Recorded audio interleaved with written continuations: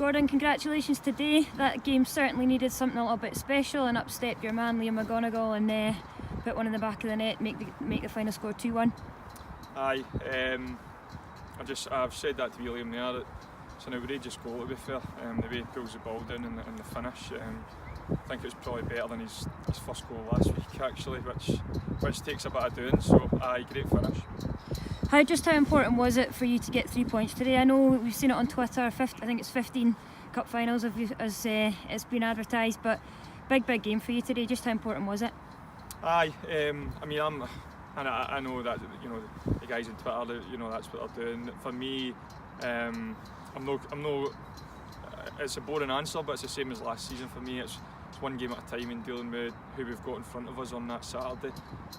It's a big game, we said that at the start. We didn't overhype it in the dressing room. We knew it's a big game because it's one of the contenders that's going for a promotion along with ourselves. So, of course, and I think it played out like a big game. It was similar to the home game. For me, two very decent sides, organised and in different shapes, but a good shape. And it was quite cagey at times, and like as you've said, it took someone a wee bit special to win it. Did the pitch play to your strengths today? It seemed like a pretty when you've got your goalkeepers kicking by kicks to the opposite goalkeeper, you know that the pitch is short, but it was quite wide. But was that something that maybe stifled some of your tactics today? Maybe to an extent, Helen, but I never try and use a surface as an excuse. It's the surface was all right. It was all right. We've done a lot of work on it here, and it wasn't an issue for me. I said to them at half time, we weren't working our space to get on the ball early enough in the first half. We've done it for spells in the second half. At the end of the day, what I'm about is trying to get our danger men on the ball and on the half turn and threatening.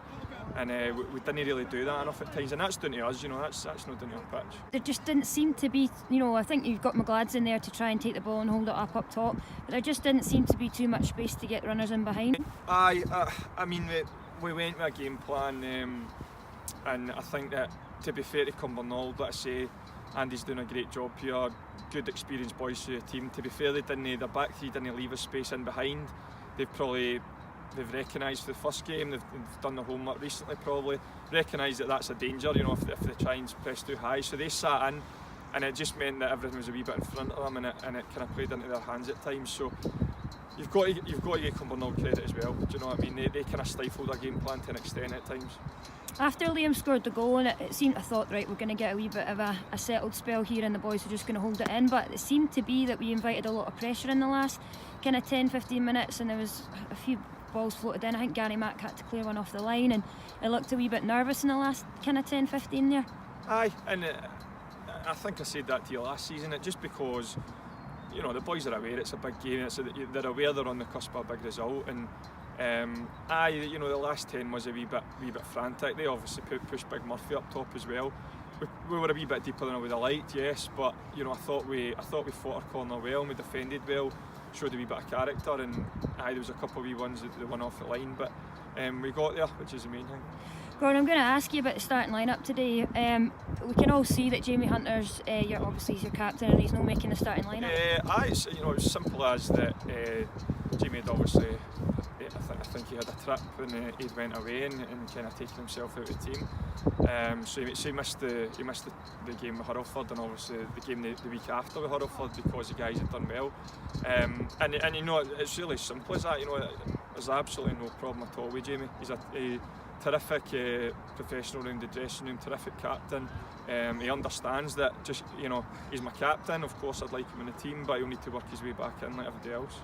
And I see that your man Chris Duff was in there today, walked into the starting lineup, which is fantastic. Did he produce today what you'd hoped he would do?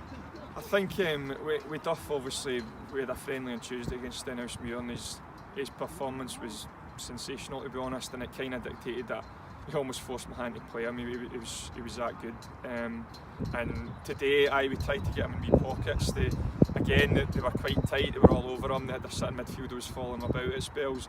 We didn't get him on the ball as much as I would have liked.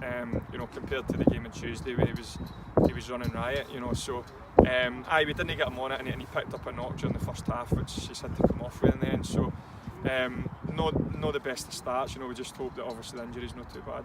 Well, I was just going to say that it did look a bad one. It was quite close to where I was standing taking photos, and you can see that he's got a wee cut in his knee there, but obviously that's where the impact was. Hopefully it's nothing too serious and he's fighting fit for next week.